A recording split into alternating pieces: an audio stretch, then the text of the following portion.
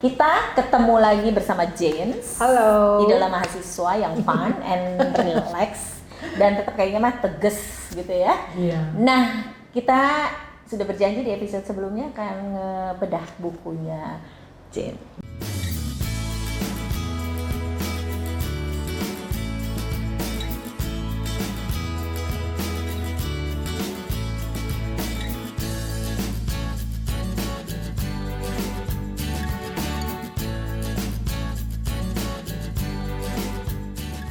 Jen bisa kasih highlight.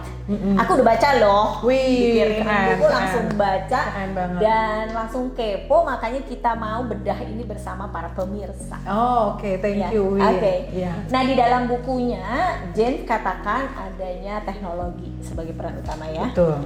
Jadi bagaimana dari analog ke dalam digital. Terus kemudian gimana transformasi itu Iya, terjadi, persis. ya kan? Terus terakhirnya hybrid. Betul. Nah, 3 poin itu kita dengarkan bagaimana Jen bercerita di bukunya. Silakan Jen. Oke, baik. Bukunya agak berat judulnya sih. Sesuai dengan ininya Oke, dia. thank you banget Uwi untuk waktunya yang diberikan pada saya untuk membahas buku yang saya tulis. Jadi cerita dulu sedikit ya. Boleh, terkait dengan cerita si- banyak, emang ini your time. Ya, tentang kenapa saya menulis buku ini. What? Ya, jadi sebenarnya begini, berdasarkan pengalaman saya mengajak strategic management selama ini kepada mahasiswa di S1 maupun di level magister seperti itu.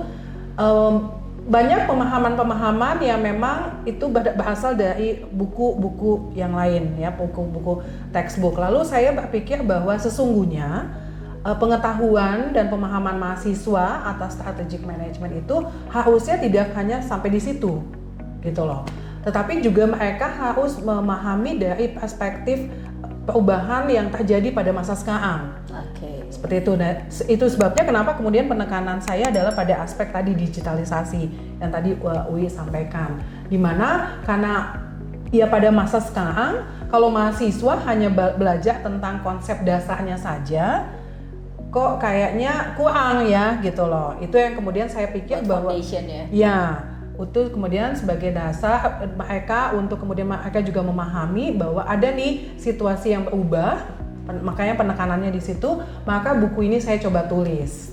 Saya coba tulis untuk sebagai variasi ya, juga tambah untuk melengkapi apa yang sudah mereka pelajari di manajemen strategi atau strategic management. Itu sebagai dasarnya. Lalu salah satunya yang tadi digarisbawahi, di highlight oleh Uwi itu adalah aspek digitalisasi. Di mana kemudian istilahnya pada waktu mereka keluar nih si mahasiswa untuk bekerja atau melakukan aktivitas bisnis sebagai entrepreneur, mereka tuh harus nyadar bahwa oh sekarang itu model bisnisnya udah bukan lagi analog kan gitu, tapi juga digital. Jam ya. Iya gitu loh. Jumping banget deh, beda banget. Iya betul. Gak bisa berkaca dari masa lalu. Persis, apalagi kan sesungguhnya mahasiswa saya itu adalah digital native loh, Yes. mereka itu. Ya karena mereka sudah di generasinya Z. Iya betul, udah generasi Z.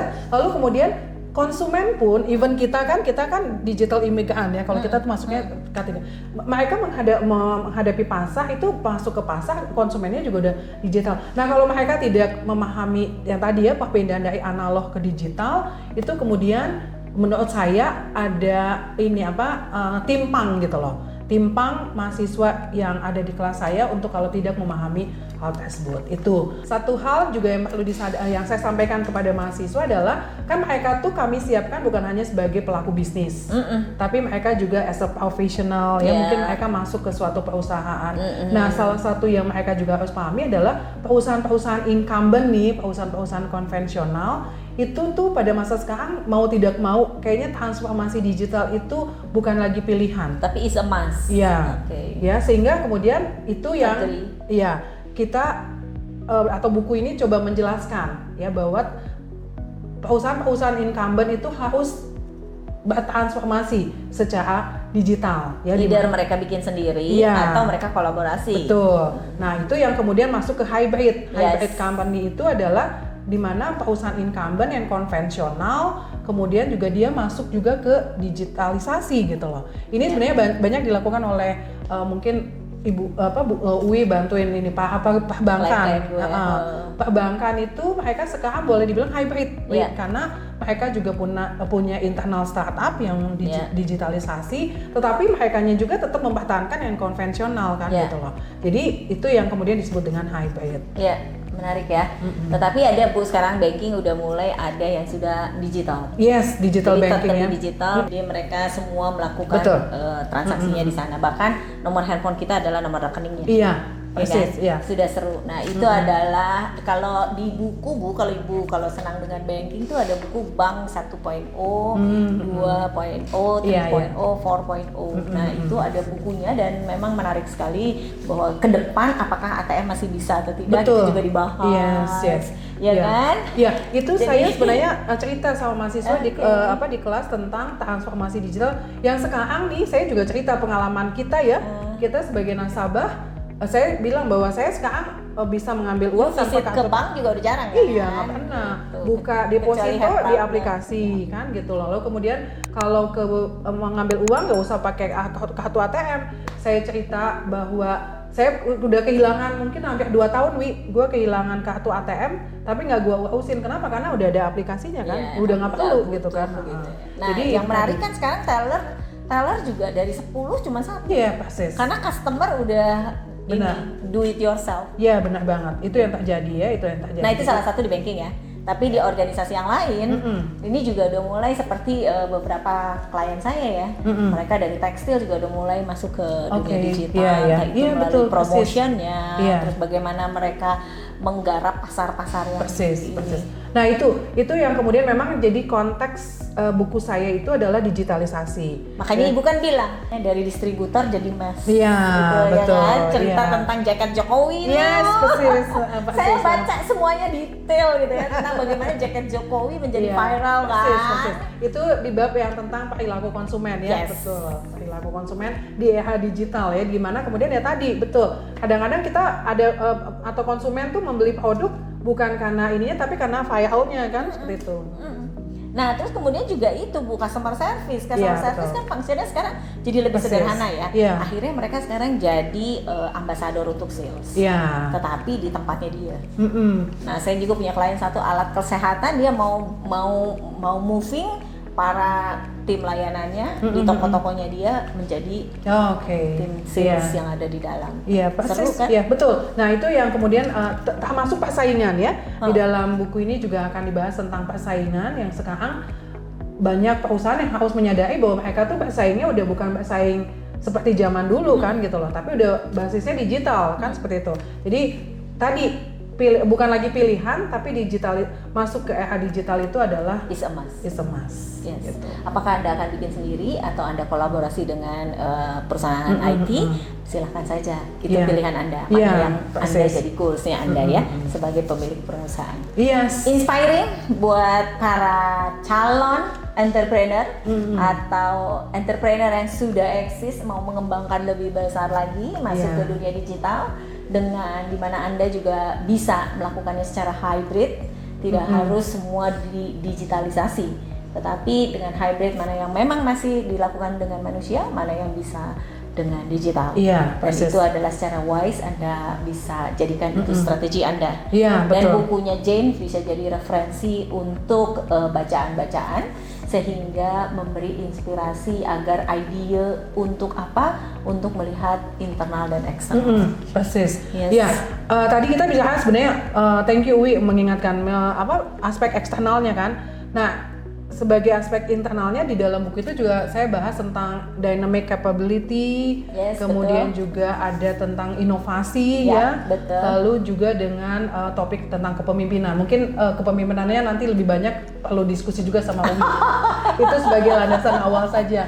Tapi itu memang artinya saya ingin menunjukkan bahwa kondisi di luar itu kan kemudian harus kita adjust dengan kondisi di dalam ya. Salah satunya misalnya dalam yang bagian inovasi itu kan kita bicara juga tentang agility agility, dynamic capability. Dynamic agility nggak jauh dengan change and innovation betul. Jadi manajemen change and innovation juga satu yang sekarang lagi hype di organisasi. Iya betul. Dan aspek kepemimpinannya ya Wi, Yes. itu juga penting. Karena itu larinya ke budaya perusahaan. Iya betul. Nah itu ada topik budaya. Akhirnya panjang banget kan, bagaimana?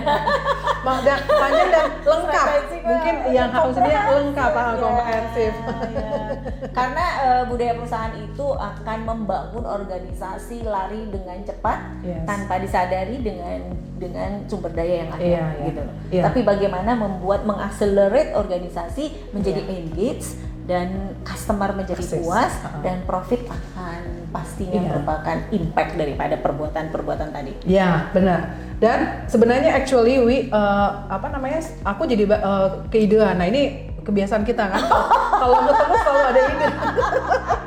Gue jadi mikirnya gini loh, kayaknya bagus ya. UI itu kan sangat kuat di people development, ya. Sehingga pikir bahwa kan gini, sebuah perusahaan dia punya strategi yang sangat baik. Kalau people-nya nggak, tadi kasus contoh yang episode sebelumnya tidak siap, kan nggak bisa ya. Maksudnya even pemimpinnya juga udah siap lari, kalau timnya nggak siap kan ini. Nah, kemudian strategi untuk larinya udah jelas banget, tapi balik lagi ya, kalau nggak siap nggak bisa. Nah makanya gue jadi mikir kayaknya perlu tuh ada topik strategic management tapi penekanannya pada people development. That's my idea. Jadi para pemirsa, nampaknya akan ada episode lain. Kali ini adalah episodenya Bedah Putihnya Jen, highlight di mana Jen menekankan bahwa analog pindah ke digital, kemudian terjadilah bagaimana itu transformasinya dan implementasinya, bahwa bisa jadi totally digital, Anda startup or hybrid. Apapun pilihan Anda, yang pasti financial adalah impact dari perbuatan-perbuatan kita. Nah, apa aja unsur yang ada di sana? Di episode berikutnya, Jane dan saya akan berjanji untuk bertemu Anda kembali. Salam. Makasih Jane. Thank you Wi. Sampai ketemu lagi.